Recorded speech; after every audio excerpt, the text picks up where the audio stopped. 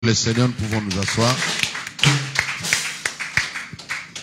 Est-ce qu'on peut acclamer encore le Seigneur?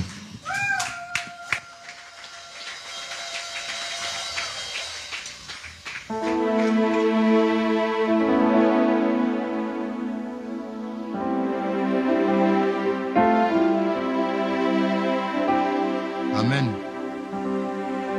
Est-ce que votre manière d'acclamer là, vous acclamez les pasteurs ou on acclame pour Jésus?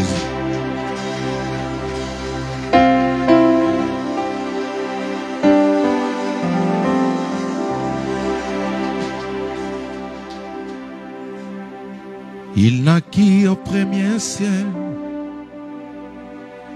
il s'appelait Emmanuel. Son langage était troublant, car il parlait toujours d'amour. Ayant eu comme amis de pauvres pécheurs de Galilée, qu'il est suivi jusqu'au pied de la croix. Oh, quel immense amour qui parle aujourd'hui de toi, de ce cri, notre foi, qui résonne encore dans mon cœur. Ô Seigneur ressuscité, je dépose ma vie à tes pieds. C'est le prix de ma liberté. Acclamons le Seigneur.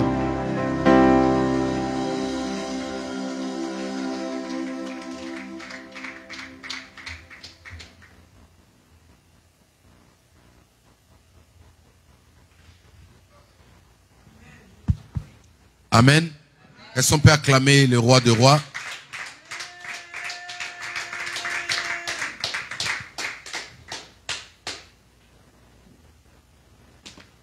Nous aurons très bientôt une journée spéciale, mais ça sera un dimanche. Amen. Un dimanche spécial adoration. Nous viendrons pour adorer le Seigneur, danser, louer notre Dieu avec les adorateurs. Amen. Amen. Il est Dieu. Yes. Oh, gloire à Dieu. Acclamons encore Jésus.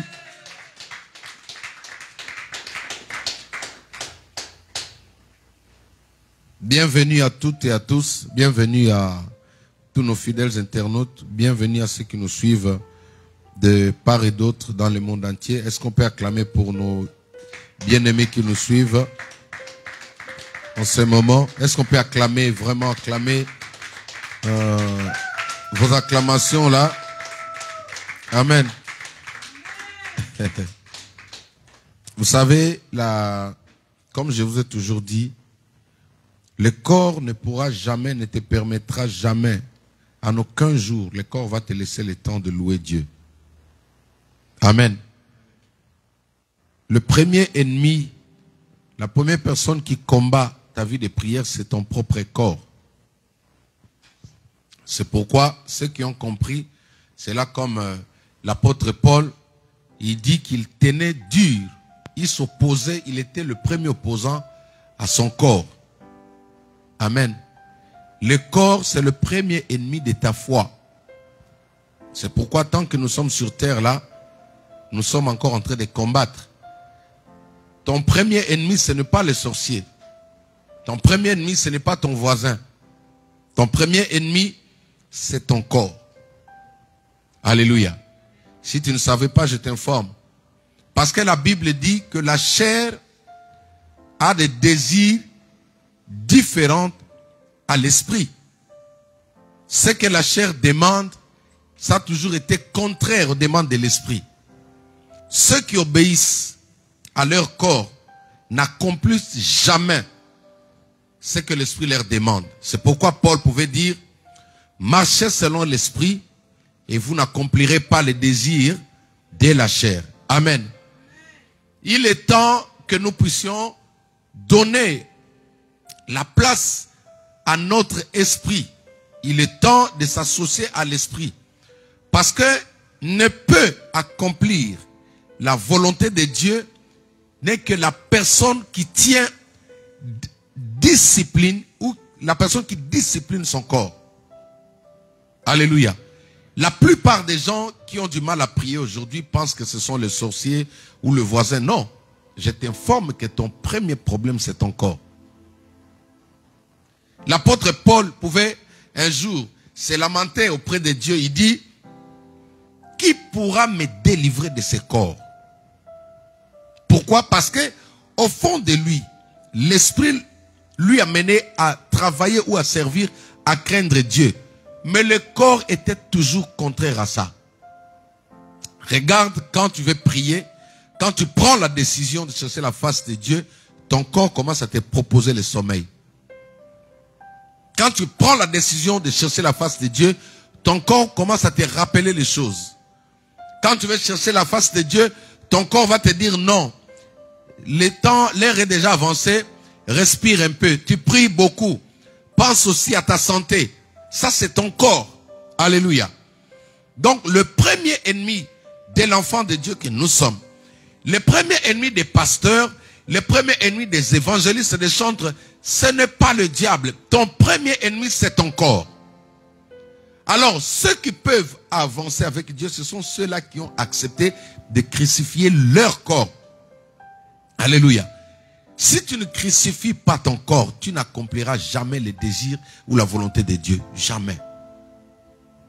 Parce que le corps va toujours te tirer vers l'arrière.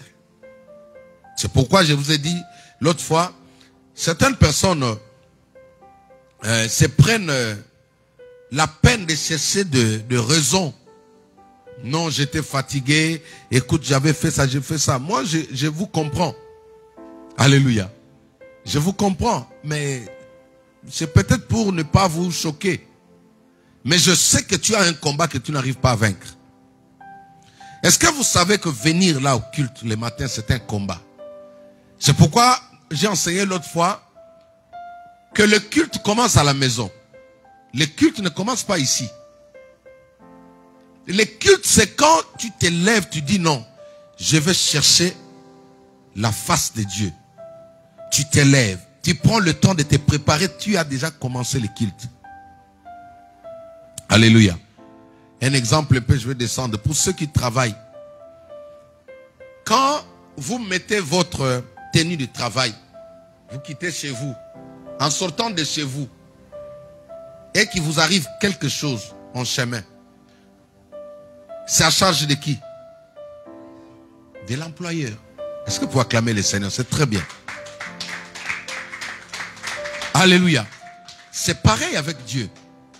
Dès lors que tu mets la tenue, cette tenue-là spirituelle, quand tu dis je vais à l'église, tu es déjà à charge de Dieu. C'est-à-dire Dieu voit déjà ton esprit en train de le louer. Dieu voit déjà ton âme en train de chercher sa face. C'est ça le culte. C'est-à-dire, tant que je n'ai pas pris cette décision de quitter chez moi, je ne fais pas le culte. Le culte, c'est quand je dis non, je pars. Malgré le coup de fil, malgré les gens qui viennent me visiter, malgré l'importance du rendez-vous, je vais à l'église. Là, tu es déjà dans la présence de Dieu. C'est pourquoi j'aimerais vous encourager à continuer comme ça. Vous savez, l'air est tellement... Il y a un vent violent qui souffle contre l'église. Mais j'ai béni le Seigneur, la Bible dit, je bâtirai mon église, sur lesquelles les portes de séjour des morts ne prévaudront point contre elle. Alléluia. Mais en ce temps ici, il y a des gens qui vont abandonner la foi, que cela ne t'arrive pas au nom de Jésus-Christ. Parce qu'il y a un vent violent. Tout ce qui se passe aujourd'hui, le but, c'est d'affaiblir l'église. Mais on ne peut pas affaiblir l'église. Parce que le garant de l'église est vivant. Il n'est pas sous la terre. Alléluia. Je dis bien, l'instigateur de l'église est vivant. Jésus-Christ est vivant. Les pasteurs vont passer. Les évangélistes passeront. Les chantres vont passer. Tout, même les membres, parfois nous allons passer. mais l'église restera là. Personne ne peut effacer l'église. Alléluia. Personne ne peut fermer l'église. Parce que son instigateur est vivant. Pendant que nous prions là, il est ici avec nous. Alléluia. C'est le diable qui n'est pas ici. Jésus est ici. Il dit que ça lui appartient. Il est mort pour ça. Mais ce vent qui souffle, il faut que l'église puisse comprendre. Il faut que l'église soit en alerte. Tu dois comprendre que maintenant, tu as une part de responsabilité. Alléluia. Je vous encourage. Faites un effort vraiment de ne pas appeler les pasteurs quand tu es absent. Alléluia. Faites un effort de ne pas appeler. Viens seulement les jours où ça va te sembler bon de venir que tu viens. Parce que ça c'est... Quand tu me dis, moi au fond de moi, bon, je me dis, tu me dis pourquoi? Qui est perdant? Pourquoi seulement au moment du culte, toi tu dois avoir d'autres responsabilités? Tu ne comprends pas toi-même que c'est le diable qui veut te laisser loin de Dieu. Pourquoi seulement au moment du culte, il y a des choses soi-disant plus importantes? Un jour, les disciples ont dit, ils étaient emprisonnés. On leur a interdit de parler de Dieu. Ils ont dit, mieux vaut obéir à Dieu qu'obéir aux hommes. Il y a des fois, il faut amener les gens à respecter ta relation avec Dieu. Je n'ai pas entendu ton amen. Je reprends. Il y a des fois, il faut amener tes amis, ton entourage, tes frères, ta famille à respecter ta relation, ta communion avec Dieu. Un musulman ne fait pas ça. Un musulman ne fait pas ça. Et la Bible dit, si votre justice ne dépasse pas celle du monde là, des personnes, soi-disant, entre guillemets, qui ne prient pas comme toi, mais il te serait difficile d'entrer dans le royaume. Comment eux, ils peuvent avoir la notion du sacré avec leur mosquée? Quand c'est le jour du culte, même si tu es son meilleur ami, il te dit non, je vais à la mosquée. Il part.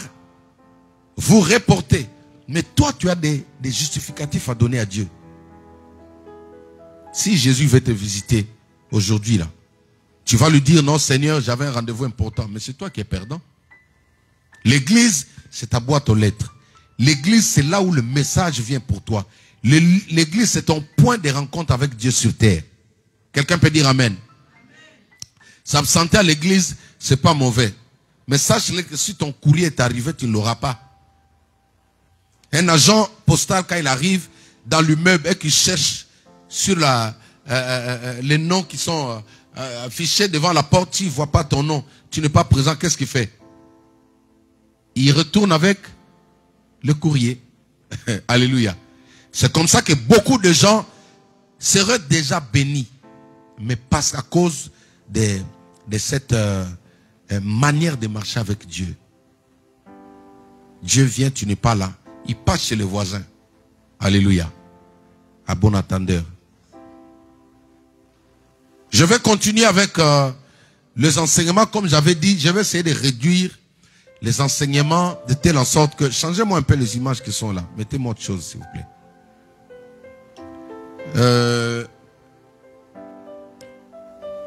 Il faut que l'église que nous sommes, amen, enfants de Dieu que nous sommes, nous arrivions à comprendre, pas celle-là, elle fait, changez-moi ça.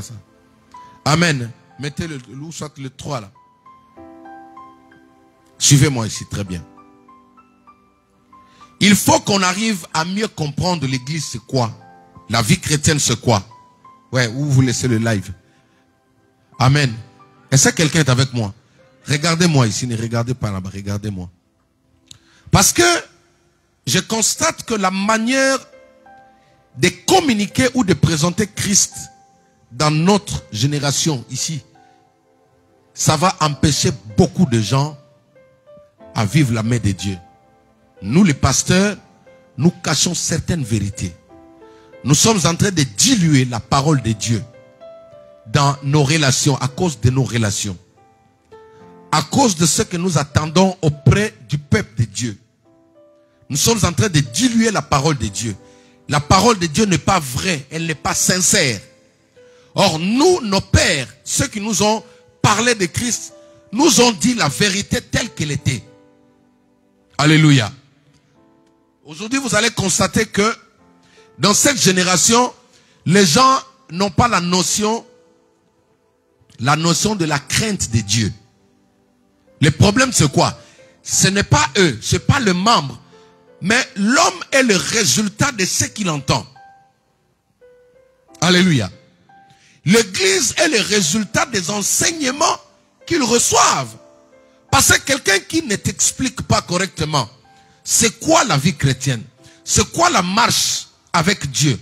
C'est quoi la relation avec Dieu? S'il ne t'explique pas, tu vas reproduire ce qu'il te dit là. Mais quand tu constates, tu fais l'analyse, tu comprends que non, le souci n'est pas l'église, mais le souci, c'est nous qui prêchons la parole de Dieu. C'est pourquoi la Bible dit, ceux qui enseignent seront jugés sévèrement. Je répète, ceux qui enseignent seront jugés sévèrement. Avez-vous déjà vu comment on sanctionne un policier? Qui a déjà vu ça? Tu as déjà vu, hein? Toi, tu as déjà vu. À l'époque, en Afrique, il y avait un chef d'État. Pendant son règne, il a fait 32 ans au pouvoir. Il était interdit de voir un militaire en tenue en train de se balader dans la rue. Ou soit avec une femme, ou soit avec une fille, même avec tes enfants. Tu es en tenue militaire. Tu es en train de te balader.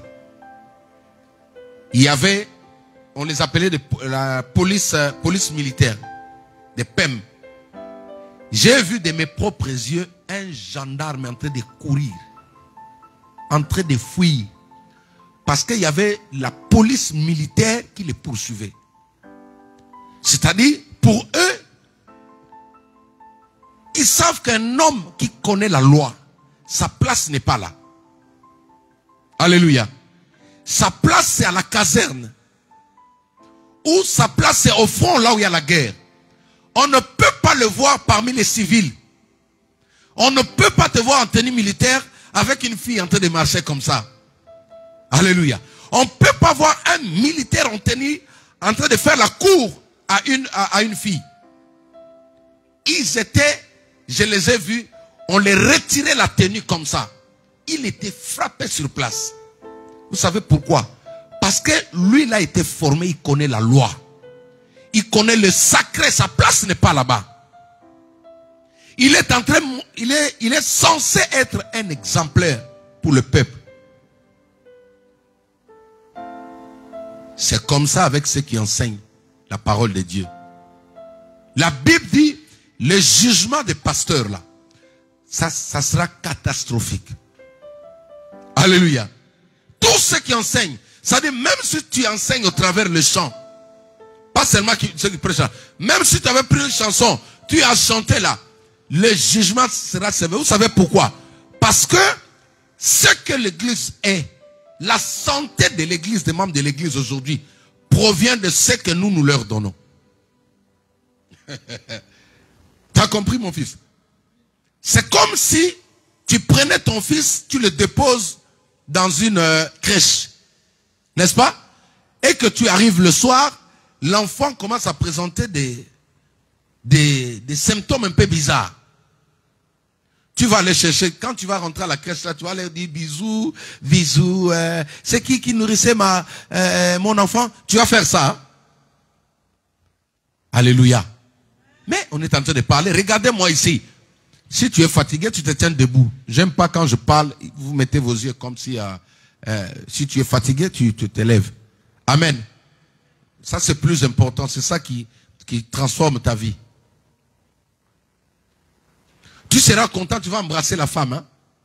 Vous savez, le jour où j'ai retrouvé mon fils il avait bavé dans comment on appelle ça, dans la couveuse. Ils l'ont laissé, il avait fait la saleté sur lui. Il est resté avec ça depuis le matin. Et moi, je suis arrivé là à 15 h. Je rentrais du travail, je suis passé par là. Quand je suis entré, j'ai regardé mon fils comme ça. Les amis. Et vous comprenez la suite, hein? J'ai oublié de dire tout là. Alléluia. Je vous assure, heureusement que vous n'étiez plus là. Sinon, Sébastien allait dire, pasteur avec toi. Alléluia. Là, ma tête avait fait ça. C'était une autre personne. Les infirmières qui étaient là étaient en larmes. Ils ont vu une autre personne. C'était un pasteur hier, mais là, c'était une autre personne. Et je les ai dit, plus jamais que personne ne touche. C'est comme ça que Jésus va traiter les enseignants. Quand Jésus va regarder la santé de son église, la santé de ses enfants, ceux qui étaient censés nettoyer l'enfant, il va s'en prendre à eux. Ça ne sera pas avec la rigolade. Jésus ne va pas te montrer les dents. Ce que l'église est en train de connaître aujourd'hui, c'est les conséquences, le résultat des enseignements. On ne dit pas réellement la vie chrétienne c'est quoi. On ne dit pas la vérité. C'est quoi marcher avec Jésus? Suivez l'enfant dehors là-bas s'il vous plaît. Là. Amen. C'est pourquoi le Seigneur m'a mis à cœur de pouvoir réduire un peu par la grâce les enseignements, que ce soit plus accessible même aux enfants. Parce que très bientôt, le Seigneur revient. Est-ce qu'on peut acclamer le Seigneur?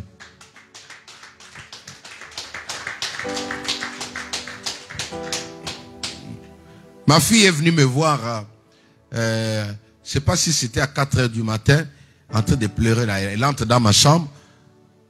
Je disais quoi? T'as fait un cauchemar? Il dit non. Je dis quoi? Elle me dit papa, j'ai vu l'enlèvement. Alléluia. J'ai vu l'enlèvement.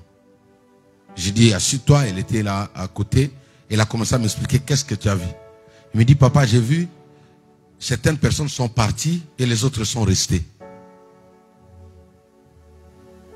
J'ai dit qui exactement est parti? Il dit mais les autres sont partis, moi et toi nous sommes restés. J'ai dit hey, au nom de Jésus. Alléluia. Est-ce que vous savez que l'enlèvement arrive? Et que nous devons préparer l'église. Vous devez vous préparer parce que la venue du Christ ne dépend pas de tes projets. Ça ne dépend pas du fait que tu ne sois pas marié ou tu attends ton fiancé. Non, Jésus-Christ revient. Même si vous avez l'opération achat du temple, même si vous construisez, Jésus-Christ revient. La Bible dit, cherchez premièrement le royaume des cieux.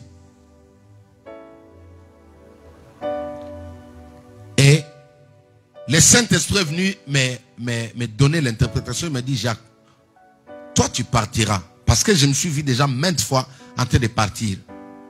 Alléluia. Mais seulement j'ai voulu te dire que il y aura des hommes de Dieu aussi qui vont rester. Parfois avec leur famille. Mais la seconde tour, il ne faut pas attendre ça. Je dis même à ceux qui me suivent là, n'attends pas le second tour. Parce que tu connaîtras le vrai visage de la Russie. Tu connaîtras le vrai visage de la Chine. Tu connaîtras le vrai visage des Américains. Est-ce que tu regardes au moins les médias, les avions qui sont en train d'être fabriqués? Aujourd'hui, la Russie a construit ou a fabriqué un avion à mesure d'abattre une satellite dans l'orbite. Et tous ces missiles qui sont en train d'être préparés, ça va tomber ici sur terre. Déjà si l'autre là, Satan tout. Satan tout. Hein? Ils estiment que s'il lance cela, il peut balayer toute la surface de la France. Maintenant, les Américains sont en train de préparer un plus costaud que celui-là. Le Coréen, pareil, il a essayé récemment. Est-ce que tu imagines, la Chine aussi, toutes les puissances mondiales, n'en parlons pas, même la France aussi se prépare en conséquence. Mais tous ceux qui vivront ça, qui vont vivre ça? Parce que moi, je dis à mes enfants, dans mon église, ça ne nous regarde pas. Hein, Sébastien, il ne faut jamais avoir peur de ça. Parce que quand ça va exploser, tu ne seras pas là. Hein, tu n'as pas dit amen, ce que tu ne crois pas. Alléluia. Satan, tout c'est pour ceux qui vont rester là. Ceux qui pensent que la vie va continuer. Alléluia. La vie chrétienne a des normes. A des normes. A des normes. Comme j'ai toujours dit, c'est une culture. Même des gens qui tiennent la Bible vont pleurer ce jour-là. Mais j'ai pris que toi et moi, et ceux qui me suivent là, que nous puissions partir. Et nous partirons au nom de Jésus-Christ. Je continue sur ce thème que j'avais commencé, la nouvelle créature. Dis avec moi la nouvelle créature. Dis avec moi la nouvelle créature. Nous avons vu cela dans 2 Corinthiens chapitre 5 au verset 17, n'est-ce pas? La Bible dit quoi? Si quelqu'un est en Christ, il est devenu une nouvelle créature. Les choses anciennes sont passées et voici toutes choses sont devenues nouvelles. Est-ce qu'on peut acclamer le Seigneur? Est-ce que tu peux acclamer le Seigneur? La nouvelle créature, c'est un changement. Changement de nature. Changement de la personnalité. Changement de caractère. Changement de manière de parler. C'est un changement d'état physique. Vous étiez autrefois une chenille, mais un jour, parce que vous avez croisé Jésus-Christ, vous avez changé d'état physique, vous devenez un papillon. C'est ça qu'on appelle le changement, la transformation ou la métanoïa. Alléluia. Donc, une fois que nous sommes en face, en relation avec Jésus-Christ, notre vie doit être transformée. Installez les enfants, il y a de la place là. Amen. Il y a de la place ici, devant. Mettez papa là-bas, devant. Amen. Une fois que nous sommes en Christ, une fois que nous avons donné notre vie à Christ, il y a cette étape qu'on appelle la métanoïa. Dis avec moi, métanoïa. La métanoïa, c'est en hébreu qui veut dire transformation. C'est-à-dire, changement d'un état à l'autre. L'état de chenille à l'état d'un papillon. C'est ça la vie chrétienne. C'est-à-dire, si l'autre fois j'étais chenille, je marchais à terre. Hein? Je rampais à terre. Mais une fois que je suis en Christ, il faut que cette nature-là puisse quitter. J'ai maintenant le zèle.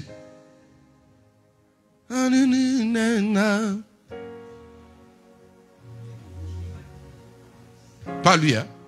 Mais j'ai vu on chanter ça à l'église. Alléluia. Bon, en anglais, quand même, vous comprenez ce que j'allais dire. Donc, je dois changer, je dois avancer. J'étais chenille, je dois devenir papillon. Il n'y a que le serpent qui ne connaisse pas la vraie métanoïa ou la vraie changement. Parce que lui, quand il enlève sa peau, il se rajeunit. Le mal devient encore plus. Voilà, Paul dit à l'église de Corinthe.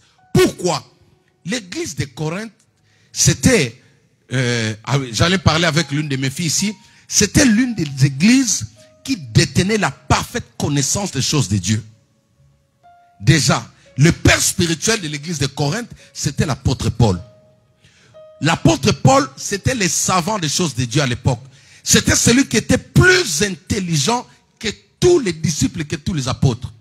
On l'appelait l'homme à double cerveau. C'est-à-dire, il réfléchissait 2 fois que les autres, que le Pierre. La preuve en est que tous les épîtres, c'est lui qui a écrit. Et j'avais dit que les épîtres, ce sont de lettres ou les réponses envoyées aux églises que lui avait commencé. Quand tu lis Corinthiens, Galates, tout ça, c'est les Galates, il a envoyé une lettre à l'église de la Galatie. Les Éphésiens, c'est la lettre qu'il a envoyée à l'église d'Éphèse. Est-ce que quelqu'un comprend? Donc, tout ce que tu vois là qu'on appelle les épîtres, c'était des réponses qu'il envoyait par rapport aux problématiques des églises. Les problèmes qui étaient dans cette église-là. Lui, en tant que pasteur, l'église de Galates lui envoie, ils disent, non, papa, nous avons un problème ici. Les gens se tirent entre eux. Après, il prend maintenant la lettre, il prend le stylo, il commence à rédiger. Il y a dans l'église la division. Il prend la lettre, il écrit. C'est ça. Corinthiens, Éphésiens, Galates, Romains, toutes ces choses, c'était des épîtres, c'était des réponses qu'il a envoyées. Maintenant, je disais quoi? Cette église avait la parfaite connaissance des choses de Dieu. Mais cependant, sur le plan pratique, ils étaient faibles. Est-ce que quelqu'un m'entend? Ils étaient faibles sur le plan pratique. Quand vous regardez ce qu'il y a eu dans l'église de Corinthe, nulle part ailleurs, Paul lui-même, il dit, ce que j'ai trouvé parmi vous, même dans le monde, je n'ai pas vu ça. Au point qu'un garçon pouvait prendre la femme de son père. Voilà l'état de cette église-là. C'est-à-dire, ils n'ont pas assimilé la transformation. Ils n'ont pas assimilé, ils n'ont pas ruminé le changement. Tout celui qui fait le face-à-face avec Jésus, il doit connaître une transformation. C'est-à-dire, une nature doit tomber de sa vie. Quelque chose doit disparaître dans ta vie. Le jour où tu croises Jésus, quelque chose doit tomber. Le pasteur Lufoko, c'est un grand frère pour moi. J'ai passé du temps avec lui aussi. On a joué aussi. Amen. J'étais son directeur artistique pendant un moment de sa musique. Et c'était quelqu'un, j'ai appris le caractère de vivre avec lui.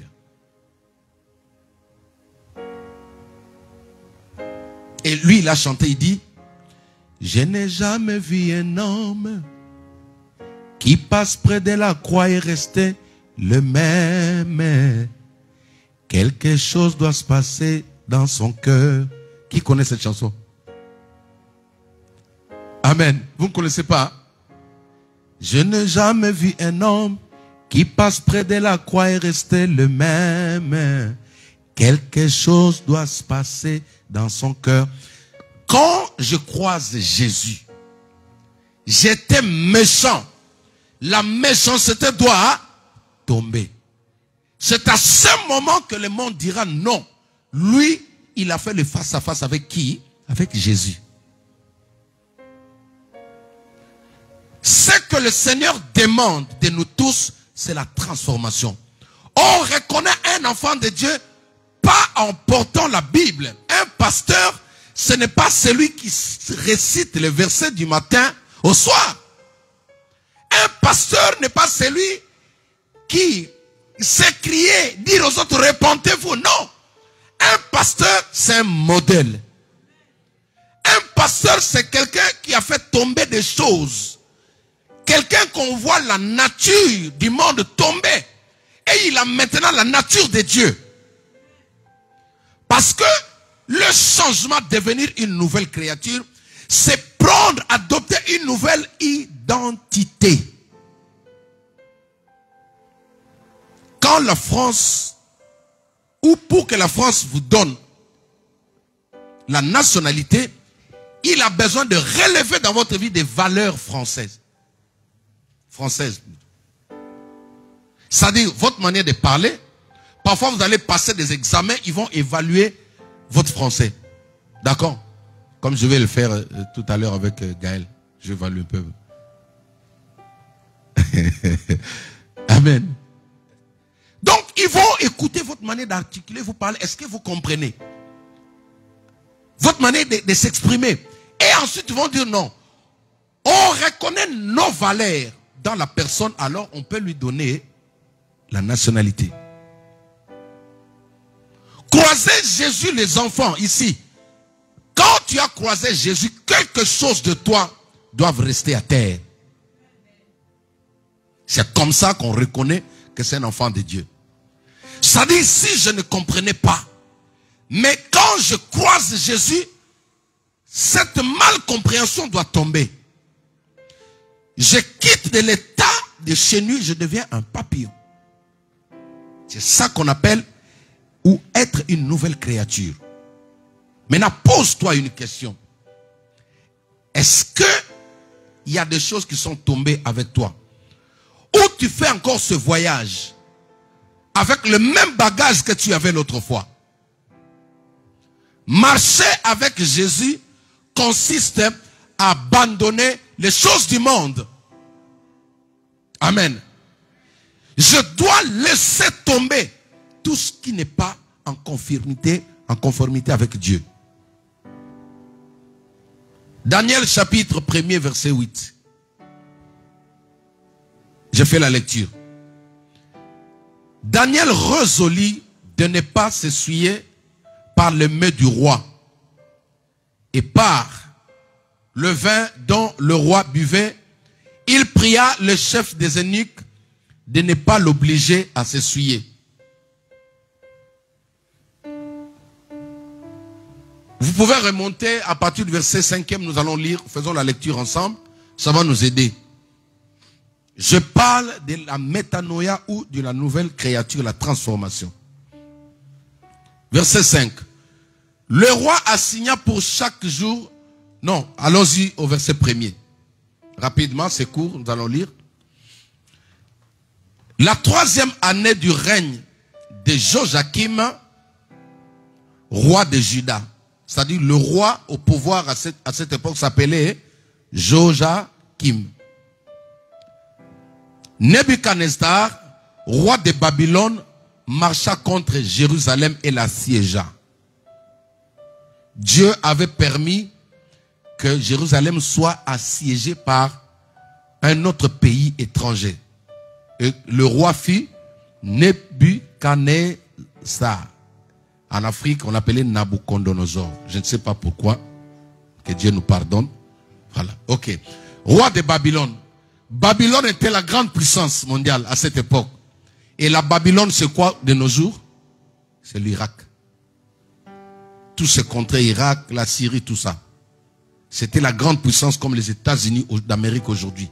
À un moment donné, c'était l'Égypte qui était la grande puissance. À un moment donné, c'était aussi la Russie. Est-ce que vous comprenez? Donc la Babylone, c'est l'Irak de nos jours.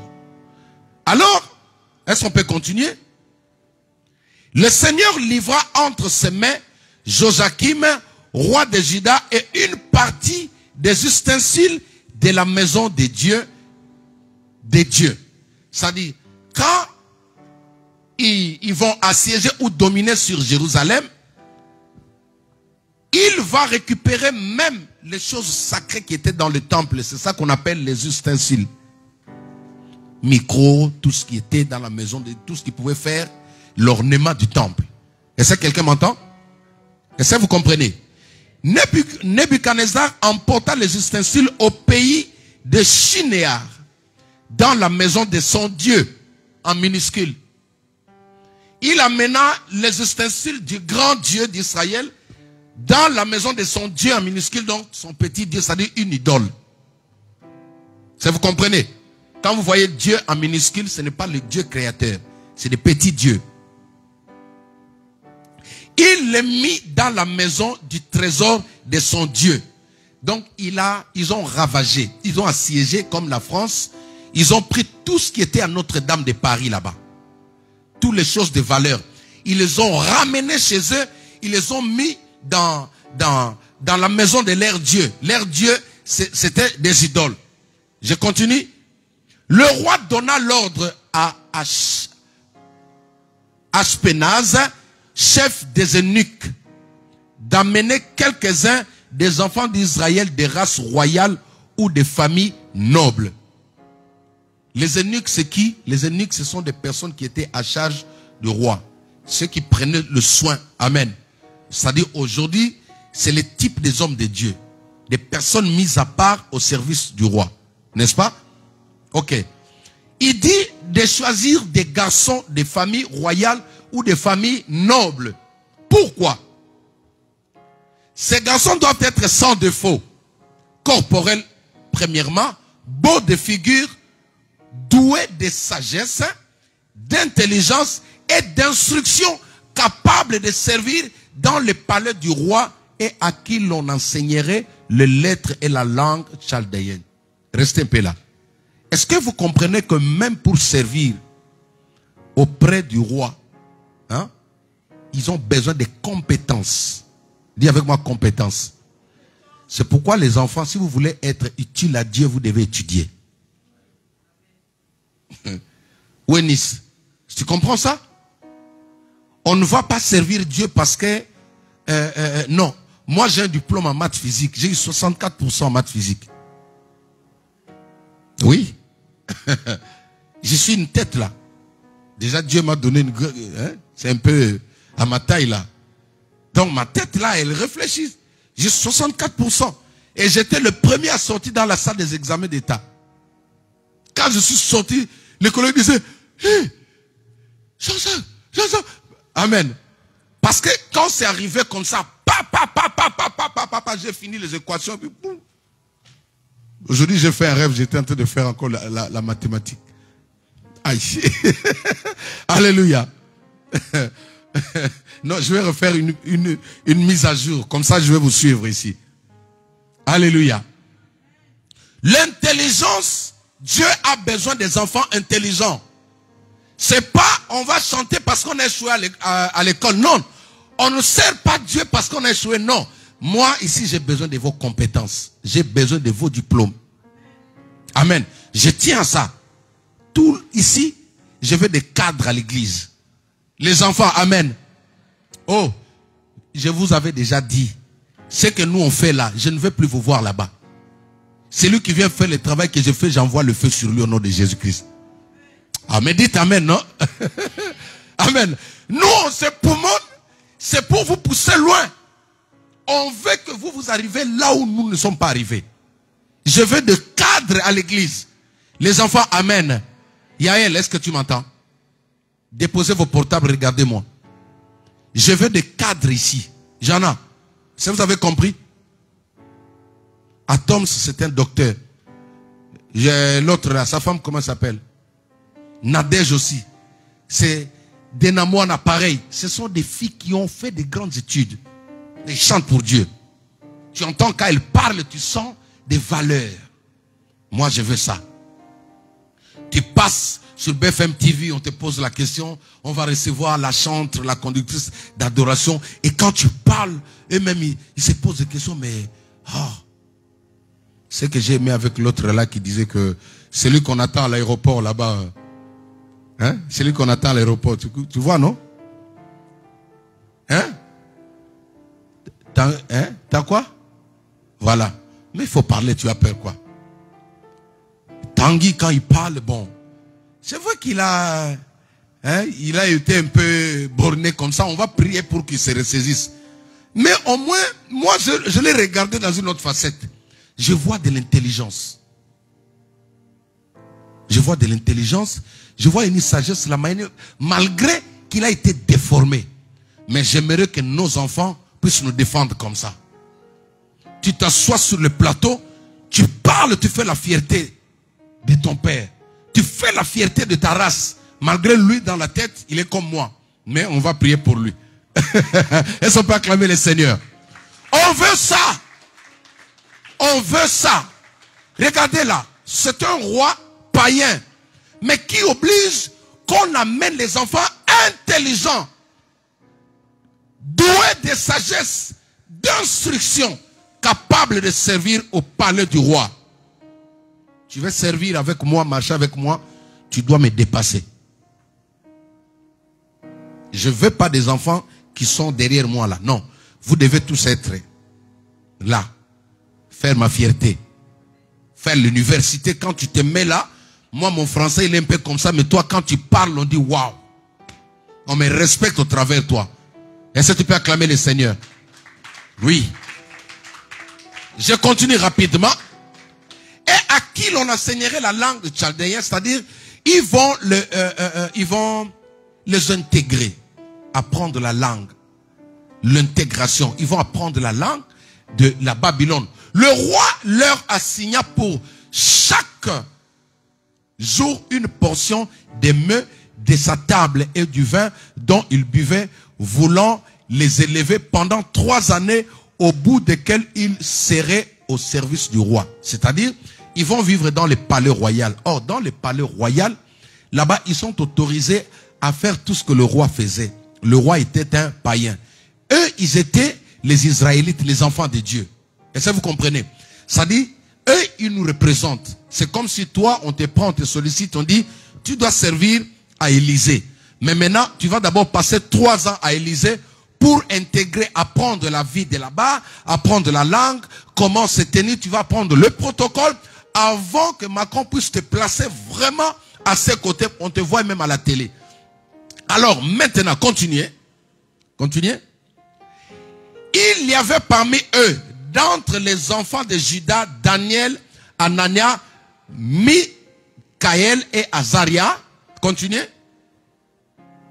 Le chef des eunuques leur donna le nom à Daniel, celui de Belsatar. Ouf. C'est lourd. Et à Anania, celui de Shadrach. Et à Mikaël, celui de Meshach. Et à Azaria, celui de Abednego. Amen. Continuez le texte. Daniel résolut de ne pas s'essuyer par les mets du roi et par le vin dont le roi buvait, et il pria le chef des eunuques de ne pas l'obliger à s'essuyer. Qu'est-ce que je veux dire ici? Pour faire court. Ils sont arrivés dans une terre, dans un environnement qui leur donne accès à tout. Alléluia. Dans un environnement où il n'y a pas de limitation de vitesse plutôt. C'est comme quand tu vas en Allemagne, quand tu entres dans l'autoroute là-bas, Estelle, je crois que tu vas jusqu'à 300, non? Alléluia. La première fois que j'ai vu ça, j'ai dit, ah! Ça dit, sans limitation, on n'a pas mis 130, dès que tu arrives là-bas, et nous, je vais vous faire rire un peu. Amen, entre parenthèses. Nous avons loué une voiture ici, nous sommes partis chanter là-bas, à l'époque avec le pasteur Lassa Carlito. En cours de route, nous, on était à peu près à 150. Amen. Et nous, on pensait que nos 150 là, c'est vraiment le top. Vous voyez, donc, on était à fond. Alors, quelques temps après, on voit, il y a une Ferrari qui nous rattrape. Ouh, ouh. Amen. Et le gars, il ralentit. Il nous regarde maintenant. Et nous, on était à 150. Hein. Vous savez, en France, 150, là, c'est beaucoup. Hein? Hein? On peut vous retirer le permis. Alors, là-bas, on a profité. On dit, bon, on va un peu... hein? On va se relâcher un peu là. 150, ouh, maintenant. Lui, il arrive avec la Ferrari. Ouh. Il freine maintenant. Il réduit à 150. Il nous regarde. Après, il fait comme ça. Bip, bip. Qui a déjà regardé ça? La coyote et la... Alléluia. Tu vois, quand la coyote arrive, il voit le... Comment il s'appelle là, Comment? Non, l'animal là, c'est le loup ou quoi? C'est lui qui est... Ah, c'est la coyote. Ah oui. Le bip-bip, c'est l'autruche. C'est ça? Hein? Voilà. Voilà. Maintenant, le bip-bip arrive dans ce monsieur là de la poche. Quand il arrive, nous maintenant c'est... Ah, lui aussi la coyote là. On va changer de nom. Donc après. Ah mais quand il nous regarde, il fait bip bip. Quand on l'a regardé, il fait ça. Les amis. Quand il est parti à fond, woum, nous on s'est demandé, mais on était en arrêt. Alléluia. Donc un environnement sans limite. Où tout est permis, tu peux accélérer comme tu veux. Tu peux tout faire. Ils leur ont dit, comme en Allemagne, vous pouvez accélérer, aller à fond. C'est ça qu'on appelle le mets du roi. Mangez, faites tout ce que vous voulez. Le roi vous permet de tout faire. Mais la Bible dit, Daniel résolut. C'est-à-dire, après avoir poussé une réflexion approfondie, il a une réponse, il dit non. Je suis enfant de Dieu. Je ne peux pas m'essuyer par le mets du roi. Par ce que le roi me donne. La Babylone, c'est l'image du monde aujourd'hui. La Babylone, c'est l'image de cette génération qui est sans limite, qui n'a pas de bornes. On fait tout comme on veut. On veut tout avoir. Sans faire des efforts, on veut accéder à telle ou telle chose. Mais lui, étant enfant de Dieu, transformé, nouvelle créature, il a passé de l'étape de la chenille à l'étape du papillon. Il résolut. Tu dois prendre le temps de pousser la réflexion devant certaines choses que le monde te propose. Quand tu es enfant de Dieu, avant d'y accéder, pousse d'abord la réflexion. Est-ce que ça correspond à cette nouvelle nature que j'ai? Amen. Vous savez, comme je disais à quelqu'un, être un pasteur, c'est accepter d'abandonner certaines choses. Un jour, je parlais avec ma fille Winnie. On parlait sur l'évangélisation. Elle me disait, papa, on doit prêcher, organiser, aller dans des carrefours, gares, tout ça. On doit faire des tracts de prospectus, donner aux gens pour inviter les gens à l'église. J'ai dit, oui, c'est bien. C'est une bonne idée. D'ailleurs, on va le faire. Amen. Comme souvent, on va au parc bleu, là-bas, il y a du monde, n'est-ce pas? On va faire des choses comme ça quand on fait notre barbecue. Ceux qui n'étaient pas là l'autre fois, j'avais mangé à votre place. On va préparer ça et on va distribuer. En même temps, on va inviter les gens à venir manger avec nous. Amen. Je lui dis, ça c'est bien. Mais il y a un point fort, un aspect fort que vous ne comprenez pas. C'est que ta vie prêche mieux que le verset biblique. Tu n'as pas compris. Alléluia. Ta vie prêche mieux que le verset biblique. Voilà, Daniel arrive. Le roi donne l'ordre. Faites tout ce que vous voulez. Faites tout ce que vous voulez. Personne ne sera derrière vous parce que c'est l'ordre du roi. Daniel résolut. Quand le monde te propose les choses aujourd'hui sur TikTok, quand le monde te dit il faut aller à Dubaï, quand le monde dit tout, les chroniqueuses sont à Dubaï pour avoir des belles voitures, faire des shopping là-bas. Qu'est-ce que t'en dis? Toi, tu es un enfant de Dieu, une fille de Dieu. Daniel résolut de ne pas s'essuyer. Certains enseignements, c'est pourquoi je nous ai dit au début, le jugement des pasteurs, des prophètes, des évangélistes, ça sera terrible. Dieu va juger. Au fait, nous serons devant un lion. Jésus sera en format lion. Comme je vous ai dit, quand un père de famille responsable te confie son enfant, il te fait confiance. Et en rentrant, il trouve cet enfant-là médiocre. Il va oublier vos amitiés. J'ai perdu une relation que j'avais, que je regrette jusqu'aujourd'hui. Parce que ce monsieur m'avait laissé sa fille. Mais je n'étais pas prudent. Alléluia. Et quand il a pris les choses, il a appris les choses sur sa fille, il a compris que j'étais informé alors que je ne savais pas. Il a brisé cette relation jusqu'aujourd'hui. Cette personne-là, c'était la personne qui m'avait habillé la première fois quand j'ai marié ma femme en 96 au Congo. Depuis la Suisse, il m'a envoyé la première fois que j'ai pu mettre les chaussures Weston dans ma vie. C'est lui qui a envoyé. Mais j'ai perdu ça. Jésus sera comme ça avec des pasteurs. Je vous ai laissé mes enfants. Ils sont médiocres comme ça. À cause de vos poches, à cause de vos maisons, à cause de vos ambitions. Vous ne dites pas la vérité à mes enfants. Ce jour-là, ça sera grave. Hein? Alléluia. Toi encore, toi ça va. Toi tu es son enfant. Les pasteurs, les chicots qui vont recevoir ce jour-là.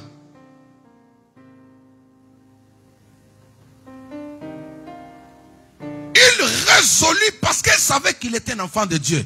Mais si aujourd'hui, tu tombes sur une proposition, viens à Dubaï, je suis un homme d'affaires. Voilà, dès que tu arrives, tu as 20 000. Je vous ai dit que je viens de perdre l'un de mes petits frères. On ne savait pas, lui aussi, il était dans ce circuit de Dubaï. Il est parti, même pas une semaine, il envoie un message, il dit à la famille, non, je vais vous acheter une maison, on va tout faire à la maison. Et maintenant, la vie, ça dit Dieu a béni la famille. On se demande, mais cette bénédiction-là, papa, tu n'as pas vendu un diamant. Tu n'as rien vendu. Toi, tu nous promets d'acheter une parcelle. Comme ça, des voitures. Non, ça va changer.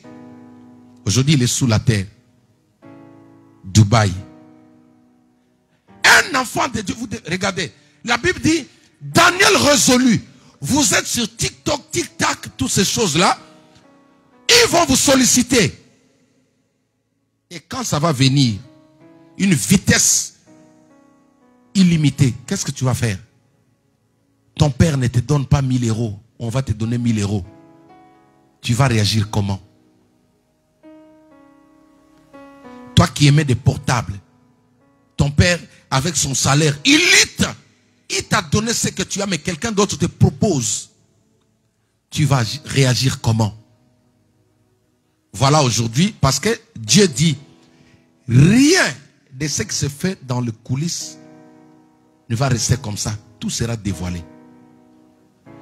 Qui savait que ce que nous voyons aujourd'hui, que vous imitez, leur manière de se maquiller, leur manière de s'habiller, des voitures, des maisons, voyage en première classe business, dans les avions, ils postent, toi tu ne dors pas. Daniel résolut de ne pas se souiller. Ce sont les mains du roi.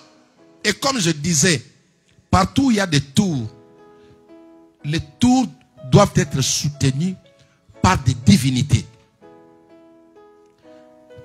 Partout où il y a des tours, moi j'ai travaillé ici en France, j'ai travaillé au blanc. Amen. Parce qu'un enfant de Dieu ne peut pas travailler au noir. Moi j'ai travaillé au blanc pendant 8 ans. Et j'étais toujours le chef de l'équipe de manœuvres. Les manœuvres, c'est les personnes qui font tout sur les chantiers. C'est-à-dire, on vous envoie nettoyer, vous décharger des camions, vous faites monter des placos, tout ça, même jusqu'au 20e étage. Et moi, j'étais toujours la tête. J'ai motivé les gens, j'étais là, on travaillait.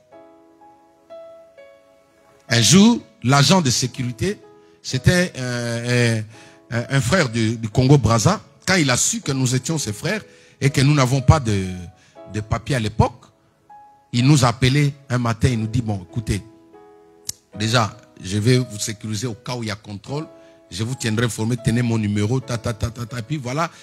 Un matin, il nous dit, avant de venir ici, vous devez prier. Je dis, pourquoi? Il dit, vous voyez la tour là qui fait au moins 22 étages, 22 niveaux, c'est à duplex, juste à côté de la tour Eiffel là, duplex à Paris, métro 6.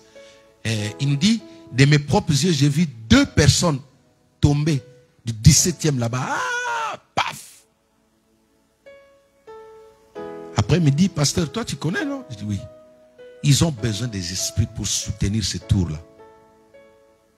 Maintenant, quand ils te proposent comme ça, dans la Bible, dans Apocalypse, Jean, le Saint-Esprit lui a révélé qu'il y avait des marchands d'âmes, des personnes qui achètent l'âme d'une personne. Mettez-moi ça sur les écrans, s'il vous plaît. Trouve-moi ça, mettez-moi ça. Il y a des gens qui faisaient le commerce d'âme. Ils achètent l'âme d'une personne. C'est-à-dire, ils te proposent. Regardez-moi très bien, ils vont mettre ça sur les écrans. Ils te proposent une somme d'argent. Il va investir dans ce que tu fais, mais seulement que tu lui dises peut-être oui, que je t'appartiens.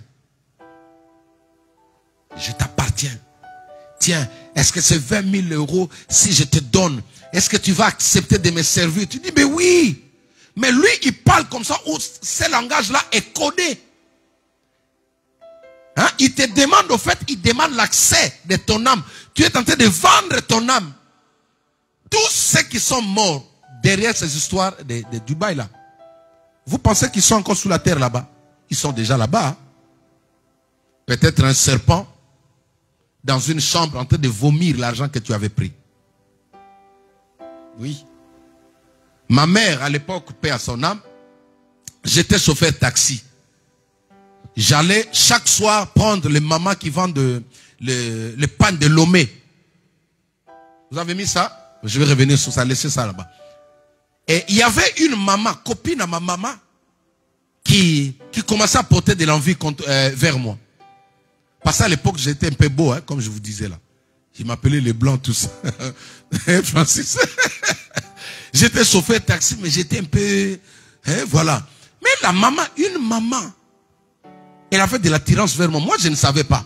Maintenant, ma propre maman a remarqué cela. Ma propre maman a remarqué cela. Moi, je ne savais pas. Un jour, elle me reprend à la maison. Nous étions nous deux. Quand on a fini de manger, elle me dit, mon fils, tu dois faire très attention à ma copine là. Tu sais ce qu'elles font quand on va à Lomé. Je dois vous dire la vérité. Quand on va à Lomé, regarde ce qu'ils font. Il va prendre un petit garçon ici. Il va commencer à sortir avec lui. Il va donner de l'argent à ce petit garçon-là. Il va lui donner des habits. Il va te mettre à l'aise. Te prendre même un studio. Il va tout mettre. Tu sors avec une maman âgée. Elle a beaucoup d'argent, une femme d'affaires. Mais au moment venu, elle va sacrifier cet enfant-là. Les garçons peuvent mourir par un accident. Mais quand tu meurs là, les jours où ils vont t'enterrer, eux, ils vont revenir après 2 ou 3 jours. Ils vont faire des incantations sur la tombe. Ils vont te renvoyer, ils vont te virer. Ton corps, tu vas ressortir là-bas à Lomé. La tombe là va rester vide, tu vas réapparaître là-bas. Mais là-bas, tu deviens maintenant son esclave. Si tu comprends? Tu deviens son esclave. Les autres ont des serpents sous sa table des affaires. C'est un petit garçon, un bébé boujou. Quoi? Voilà. Amen. Est-ce que tu sais que même les hommes le font? Un papa qui te demande, toi un enfant, il veut à tout prix coucher avec toi. Est-ce que tu sais ce qu'il attend après?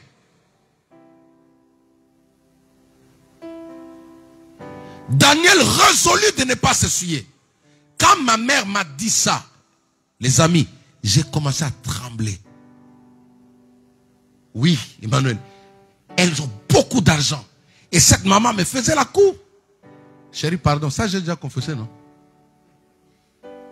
Ça tu vas me dire, oh non, ça tu m'avais pas dit, je t'ai dit déjà là. Amen. Amen. Donc, ce qui se passe là-bas, il t'appelle au téléphone. Tu es seul sur TikTok, tu reçois des appels, tu ne dis pas à tes parents. Quand quelqu'un te sollicite sur Internet, tu reçois des messages, ton père ou ta maman doivent être informés. Parce que s'ils arrivent à mettre la main sur toi, nous on va finir le deuil que cela ne t'arrive pas. Mais après, tu ne seras plus là. Je vous ai dit non, quand j'ai prié sur cette tombe-là, après avoir enterré cet enfant, quand je dis je ferme la tombe, personne ne viendra après moi. J'ai vu ces gens-là, la nuit, ils sont venus me combattre. J'ai vu 4 personnes. Ils sont venus me menacer la nuit. Pourquoi tu nous as empêchés à prendre cet enfant? J'ai dit, vous n'allez pas le prendre. Cet enfant sortira de là le jour où la trompette va sonner. Ce sont des choses vraies. Allez là-bas, ils vont te donner une Jeep. Tu peux travailler. Regardez, si tu étudies, si tu auras une Jeep. Oh, j'entends pas vos amens. J'ai mes enfants ici qui ont de belles voitures. Qu'est-ce qu'ils ont fait? Ils ne sont pas partis à Dubaï. Ils travaillent. Il faut étudier. Si tu étudies, tu as un bon travail. Tout ce qu'eux vont chercher là-bas, la plupart de ceux qui vont là-bas, ce sont des paresseuses. Ils ne veulent pas étudier. Ils ne veulent pas travailler. Ils veulent la vie facile. Daniel résolut de ne pas s'essuyer. Tu es là, tu as des parents. Mais comment quelqu'un peut venir te proposer une somme d'argent qui va plus que le salaire de ton père et tu es content? Ils sont en train d'acheter les âmes. Parce que là-bas, il y a des tours. Le tour le plus élevé du monde, c'est maintenant là-bas.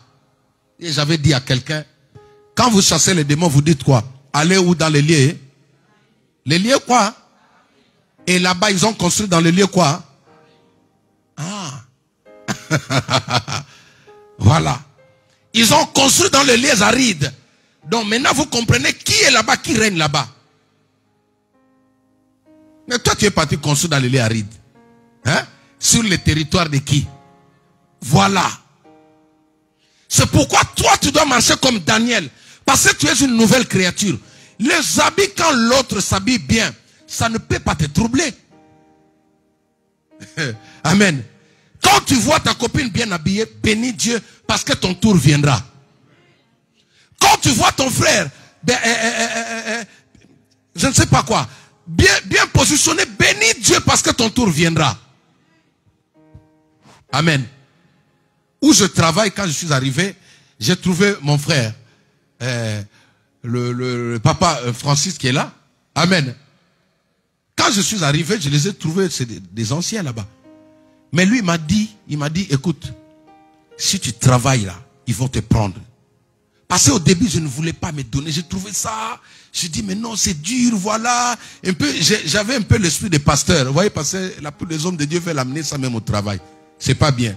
Amen. Mais il m'a poussé, il m'a dit non. Tiens mes chaussures. Il a pris ses chaussures de sécurité, il m'a donné. J'ai commencé à travailler. Et aujourd'hui, ils m'ont pris, je suis salarié là-bas. Ton tour viendra. Ah, j'entends pas ton amen. Je dis, ton tour viendra. N'envie personne, ne convoitez pas. Daniel résolut de ne pas s'essuyer. Il peut avoir des sacs Louis Vuitton, c'est quoi? Peut-être dans son ventre, il n'a pas mangé. Faites très attention avec Internet. Vous êtes ici, il faut qu'il y ait communication entre les enfants et les parents. Amen. Ne cachez rien à vos parents. Même si quand quelqu'un, voilà, il y a encore, j'ai appris encore qu'il y a un homme qui disait à une fille comme ça, qui voulait abuser d'une fille, il lui dit non, tu sais que la Bible dit que toute vérité n'est pas bonne à dire. C'est écrit dans quel verset, je ne sais pas. Ça c'est Jean-Jacques chapitre 3 ou 56, je ne sais pas. Toute vérité n'est pas bonne à dire. Or lui préparait la fille pour abuser de la fille, mais il est en train de le préparer selon sa Bible à lui, pour que l'enfant ne dise pas à ses parents. Dès que tu vois ça, un bon enfant, tu avertis déjà tes parents. Il est temps qu'il y ait communication entre les enfants et les parents. Les enfants, amen. Les enfants, amen. Quelqu'un de bizarre te fait la cour, vois tes parents, va dire. Une amie à l'école te propose des choses comme à Babylone, des vitesses sans limitation. Dis ça à tes parents. Oh non, tu sais, tu peux avoir de l'argent, hein, mais je vais seulement commencer à te toucher là en bas. Je vais seulement commencer à te toucher, mais toute vérité n'est pas bonne à dire. Hein. Dis ça à tes parents. Moi, je dis à mes filles, même ton professeur, ta maîtresse n'a pas le droit de te toucher en bas. Alléluia. Regardez-moi là, regardez-moi, n'ayez pas peur. Je vous dis des choses. Là en bas, là, personne ne peut toucher là. Tu attends celui qui va te prendre en mariage. Ni ta copine à l'école, tu n'as pas le droit. Quand vous jouez, tu es un enfant de Dieu, tu n'es pas, tu es passé de la métanoïa, tu as quitté l'état du chenil, tu es maintenant un papillon. Le papillon féminin, c'est quoi?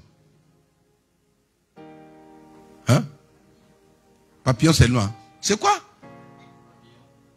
Papillon, hein? Papillon, c'est moi. Mamie. Ah non, c'est pas ça. Ah mais elles sont pas acclamées les seigneurs. Bon, ça c'était pour vous réveiller un peu. Amen. Tu étais chenille, maintenant tu es un papillon. Ça veut dire que tu dois être consacré comme Daniel, Meshach, Abednego. Ce qui a différencié ces enfants, c'est parce que malgré leurs amis ont fait les choses que le roi avait demandé, mais eux ils se sont dit, je suis enfant de Dieu. Moi je suis pasteur, je dois me comporter comme un vrai enfant de Dieu. Je vais clôturer avec cet exemple-là. Un jour, j'ai fraudé dans le train. J'avais déjà confessé, vous m'avez déjà pardonné, je sais. Mais je vais parler. Il ne faut pas dire, ah, alléluia. Et quand j'ai enjambé voilà, le tourniquet, là, quand j'ai fait, wouh, j'étais dedans, maintenant j'entends, bonjour pasteur.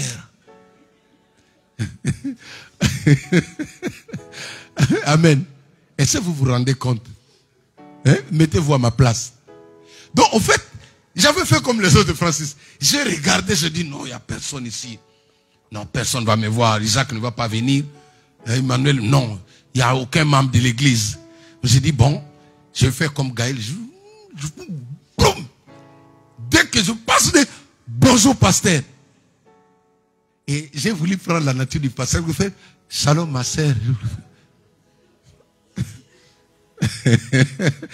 La Bible dit nous sommes environnés par un si grand nuée de témoins. Nous étions à l'aéroport accompagnés Bénédicte à 6 heures du matin. C'était à 6 heures, hein? Ou 5 heures. Voilà. Et on était à l'aéroport, on parlait avec Bénédicte avant qu'elle prenne, qu'elle embarque. Et là où nous étions, je vois, il y a une femme qui entre là. Elle avait les yeux braqués sur moi. Bonjour pasteur. Moi, je dis, ah! Mes enfants étaient étonnés du pasteur. Donc finalement, tu es connu. Même à l'aéroport, j'ai dit, voilà. Parce que je suis un enfant de Dieu.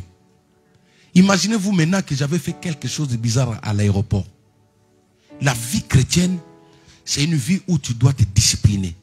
Il y a des choses que les autres peuvent faire, mais pas toi. Ne juge personne, mais seulement parce que tu n'es plus une chenille, tu as connu Christ. Tu n'as plus le droit. Ne donne pas beaucoup de justificatifs. Mais sois comme Daniel, Meshach, Abednego. Amen. Voilà le message de ce matin, comme je disais. Il y a des choses qui doivent tomber. On ne prêche pas la Bible, mais on prêche sa vie. Papa Talingano l'a dit ici. Prêchez vos vies, ne prêchez pas la Bible. Prêche ta vie. J'ai mon collègue ici, que lui dise que non. Lui peut vous témoigner, dire que non. Lui, c'est un homme de Dieu. D'ailleurs, lui, s'il vient là. Amen. Parce que je passe presque tout le temps avec lui. Tu sais, pour amener des personnes comme ça, là où tu prêches, c'est parce qu'ils ont pris le temps d'étudier. Ils ont résolu que lui, il est vrai. Parce qu'il a tout. Qu'est-ce qui va venir suivre ici? Toi aussi, tu es un enfant de Dieu. Il est temps que l'on quitte l'étape de la Bible papier, mais que la Bible devienne la nature des gens. Moi, je ne vous prêche pas, mais moi-même, je suis concerné. Je lutte tout le temps. Parfois, tu es en cours de route, tu vois aussi une belle femme qui passe, tu regardes, tu dis, waouh! Mais ce qui est bien avec moi, j'appelle toujours ma femme, je dis, chérie, j'ai vu. Amen.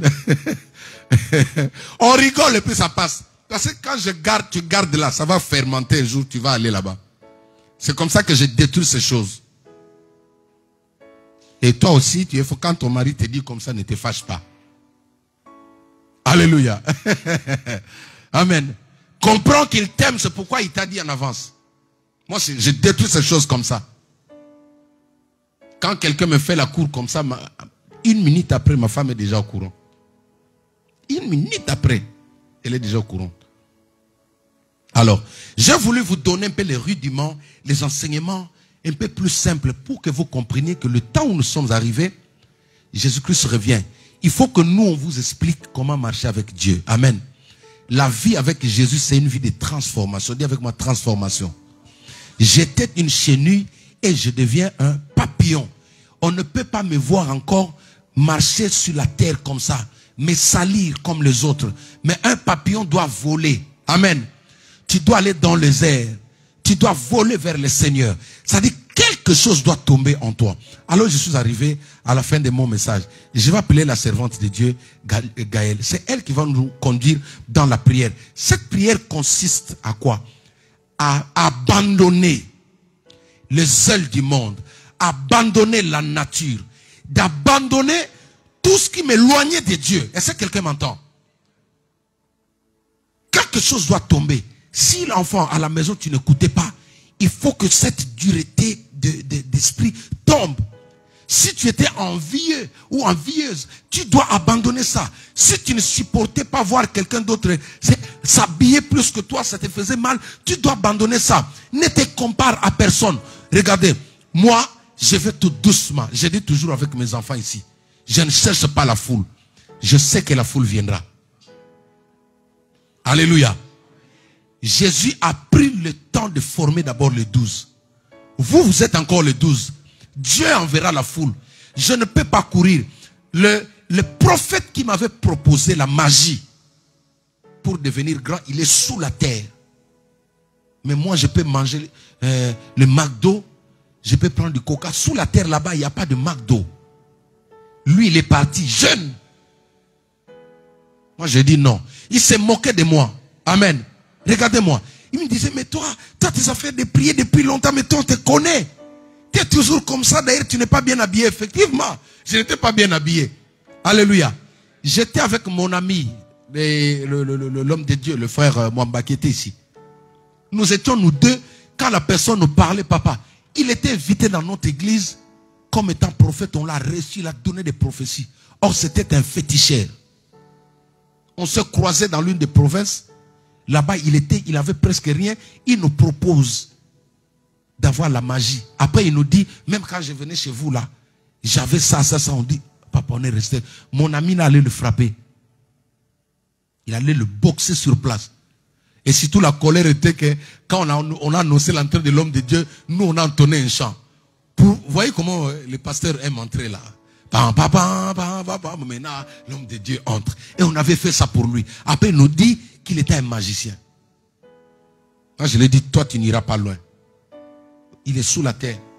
Même ici, il a prêché dans les églises de nos papas ici. Ils l'ont utilisé pour soutirer de l'argent. Mais il est sous la terre. C'était comme ça. Ce n'est pas les choses fabriquées comme ça. Amen. Reste enfant de Dieu. Amen, les filles là-bas.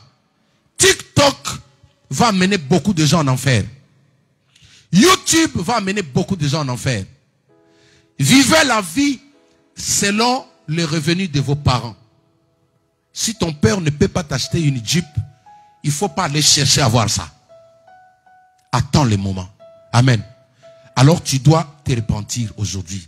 Nous nous repentons de tout ce qui nous éloigne de Dieu, tout ce qui fait que nous ne soyons pas de nouvelles créatures. J'invite la servante de Dieu et le chanteur, vous pouvez passer aussi.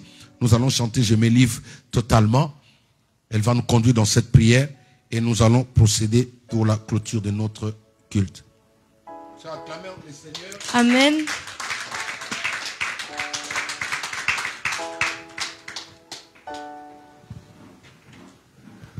Amen. Est-ce que nous pouvons nous tenir debout? Est-ce que nous pouvons encore acclamer notre Seigneur Jésus-Christ pour cette parole, pour ce qu'il a encore déposé?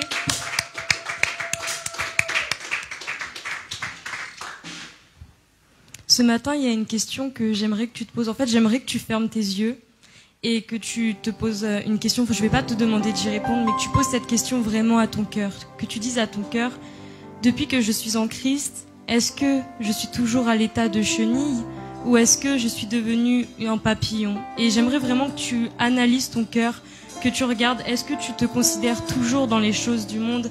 Est-ce que tu es toujours dans des comportements qui reflètent l'état de chenille? Ou est-ce qu'aujourd'hui tu commences ou tu es déjà un papillon? Et nous allons donc prier en conséquence. Alléluia. Je vais t'inviter à pouvoir déjà, nous allons remercier le Seigneur pour ce message. Nous allons le remercier parce qu'il a déposé un message fort. Il a permis que nous puissions encore être transformés ce matin.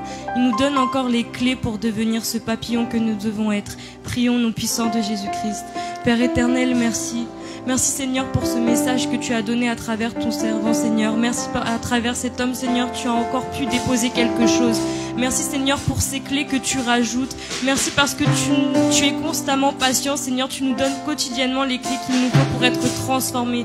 Oui Seigneur, ce matin nous voulons encore te remercier. Nous voulons encore te louer Seigneur pour tout ce que tu as accompli Seigneur. Merci Père éternel pour ta présence. Merci parce que je sais que tu as transformé des cœurs. Merci parce que je sais que tu as touché des cœurs. Au nom puissant de Jésus-Christ. Amen. Dans le livre de Matthieu, au chapitre 11, verset 12, il y a un verset qui dit « Depuis l'époque de Jean-Baptiste jusqu'à présent, le royaume des cieux est assailli avec force et des violents s'en emparent. » Autrement dit, le royaume des cieux, il appartient aux violents. Amen. Amen. En fait, c'est quelque chose que j'ai pris du temps à comprendre, mais quand tu arrives en Christ, tout n'est pas déjà acquis. Des fois, t'as pas envie de prier, des fois, t'as pas envie de méditer la parole, des fois, comme le disait le pasteur, en fait, ton corps, ta chair, elle est lourde et elle t'empêche de faire certaines choses. Et j'invite vraiment quelqu'un ce matin à pouvoir vraiment devenir violent. C'est-à-dire que lorsque tu rentreras chez toi, si tu as une lourdeur qui s'installe, combat cette lourdeur.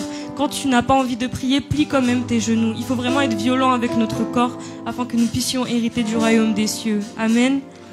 j'aimerais qu'on prie pour vraiment tous les comportements qui ne sont pas de Christ, tout ce qui est des fruits de la chair et non du fruit de l'esprit puisse nous quitter ce matin.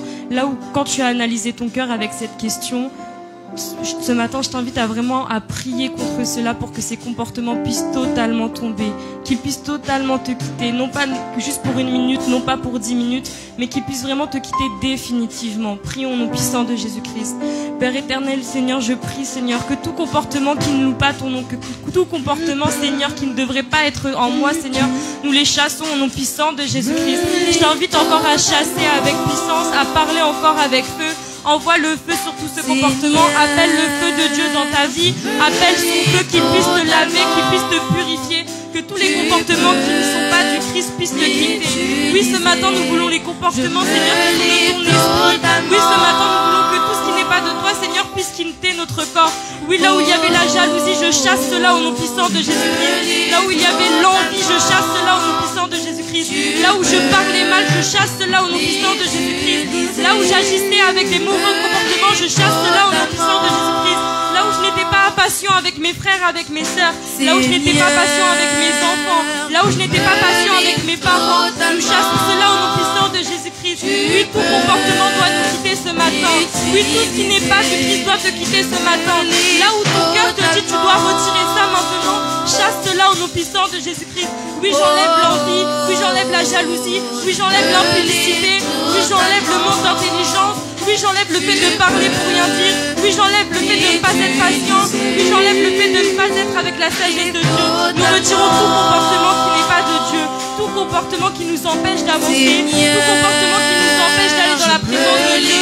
Tout comportement qui nous empêche d'accéder au royaume des cieux. Oui, ce matin, Seigneur, nous voulons accéder à ton royaume. Oui, ce matin, nous voulons être transformés. Totalement transformés. Maintenant, tu vas appeler les comportements de Dieu. Tu vas appeler les fruits de l'esprit et non les fruits de la chair. Tu appelles les fruits qui puissent te remplir. Les fruits de l'esprit, globalement, c'est l'amour, la joie, la patience. Prions au nom puissant de Jésus-Christ. Seigneur, maintenant que j'ai chassé tout comportement qui n'est pas de toi, j'appelle les fruits de l'esprit. Je t'invite à vraiment inviter les fruits de l'esprit dans ta vie. Appelle l'amour, appelle la joie. Oui, Seigneur, remplis-nous de ton fruit. Oui, remplis-nous de tes fruits. Remplis-nous de ton amour. Remplis-nous de ta joie. Remplis-nous de ta patience dans tous les domaines de notre vie, Seigneur. Nous voulons être comme toi. Nous voulons être comme toi encore ce matin, Seigneur Jésus-Christ. Saint-Esprit, remplis-nous. Nous sommes totalement des vases vides. Nous avons besoin de toi. Que tu puisses nous remplir encore ce matin. Viens encore nous remplir ce matin. Viens nous remplir des fruits de ton esprit. Viens me remplir de l'amour. Viens me remplir de la joie. Viens me remplir de la patience. Viens me remplir non pas de ma sagesse, mais de ta sagesse, Seigneur Jésus-Christ. Oui, Seigneur, je veux ton intelligence. Oui, Seigneur, je veux ta sagesse. Oui, Seigneur, je veux encore ton amour ce matin. Appelle encore les bons comportements. Seigneur, là où j'étais jaloux, que cela puisse me quitter et être remplacé par l'amour simplement. Seigneur, que là où j'étais envieux, Seigneur, je chasse cela au nom puissant de Jésus-Christ. En fait, tu détruis tout ce qui n'est pas de Dieu et tu remplaces par les fruits de l'Esprit. Saint-Esprit, remplis les cœurs. Saint-Esprit, ce matin, agis encore. Oui, Saint-Esprit, viens encore fortifier les personnes. Oui, Saint-Esprit, viens encore déposer les fruits de ton esprit à travers chacun d'entre nous. Viens encore transformer nos cœurs, transformer nos vies. Ce matin, nous ne voulons plus être à l'état de chenilles, nous voulons être des papillons. Oui, ce matin, nous voulons être des papillons. Seigneur, j'appelle encore ta présence, que tu puisses encore nous transformer. Transforme-nous encore, Seigneur. Nous nous livrons totalement à toi. Ce n'est ni par ma force, ni par ma puissance, mais c'est par ton esprit, Seigneur Jésus-Christ. Par ton esprit que nous puissions être transformés. C'est par ton esprit que nous pouvons être transformés. Saint-Esprit, agis encore. Merci Saint-Esprit parce que tu as agi. Merci Saint-Esprit parce que cette parole nous a encore enseigné. Cette parole nous a encore fait grandir. Cette parole nous montre à quel point nous ne sommes pas parfaits, mais nous pouvons encore changer. Oui, Seigneur, tu donnes encore l'espoir. Oui, tu nous permets encore de pouvoir être transformés. Tu nous laisses encore le temps de pouvoir prendre la décision de te suivre et d'être totalement transformés. Merci Seigneur Jésus-Christ. Merci Seigneur pour tout ce que tu as accompli. Merci Seigneur pour ta parole. Au nom puissant de Jésus-Christ. Au nom puissant de Jésus-Christ. Amen. Amen. Amen. Est-ce que nous pouvons acclamer pour notre Seigneur?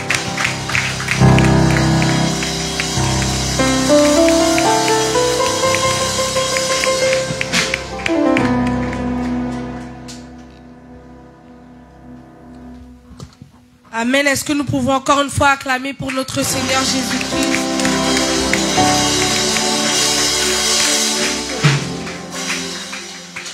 Alors, j'espère que vous avez été bénis pendant ce moment de parole. Amen. Sans plus tarder, je vais vous inviter à reprendre place. Nous allons passer au communiqué. Et pour cela, je vais appeler la sœur Aurore. Et pendant qu'elle approche, nous acclamons pour notre Seigneur.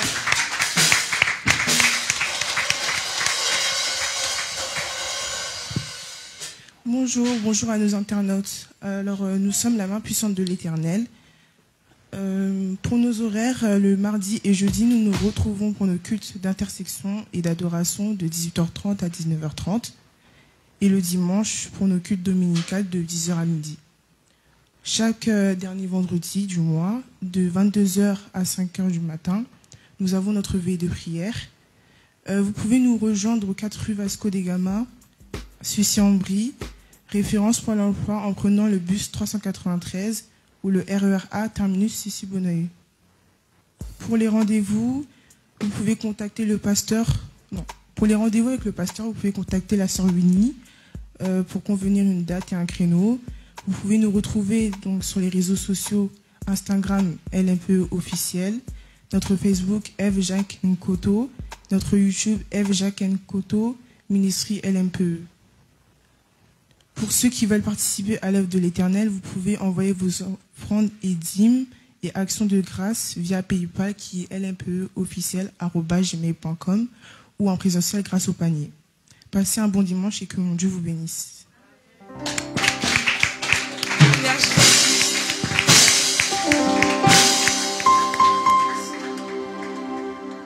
Alors à présent, nous allons passer au moment des offrandes. Vous pouvez déjà commencer à préparer vos offrandes. Ici, nous avons le panier de l'église et ici le panier du prédicateur. Et vous pouvez aussi, comme l'a dit notre sœur Aurore, nous avons notre compte PayPal, si vous voulez envoyer des dons ou même vos offrandes via PayPal. Alors, je vais vous inviter à vous tenir debout. Je vais prier pour recommander les offrandes entre les mains du Seigneur. Seigneur Jésus, merci.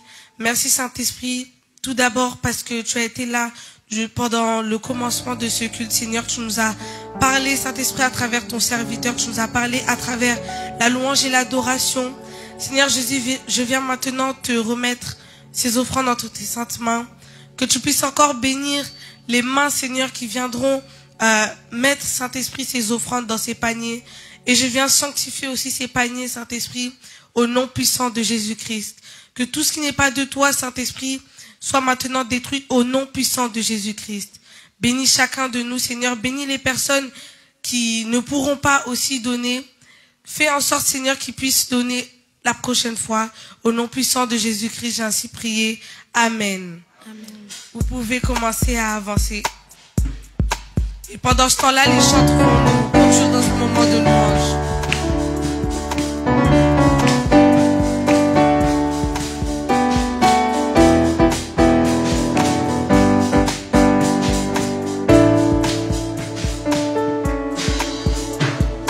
Tu transformes l'eau en vin, guéris la veuve par ta main, nul n'est comme toi.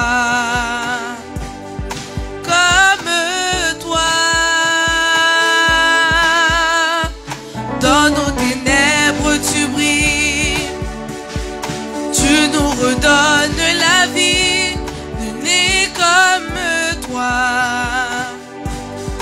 Comme toi, dans nos ténèbres tu brilles, dans nos ténèbres tu brilles, tu nous redonnes la vie, tu nous redonnes la vie, nul n'est comme toi.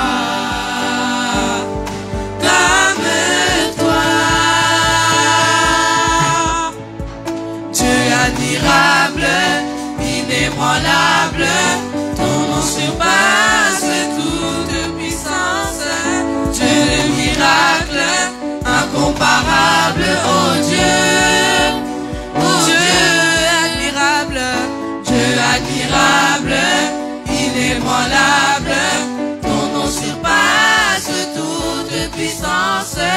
Dieu de miracle, incomparable, oh Dieu, oh Dieu. Acclamons pour notre Seigneur Jésus-Christ.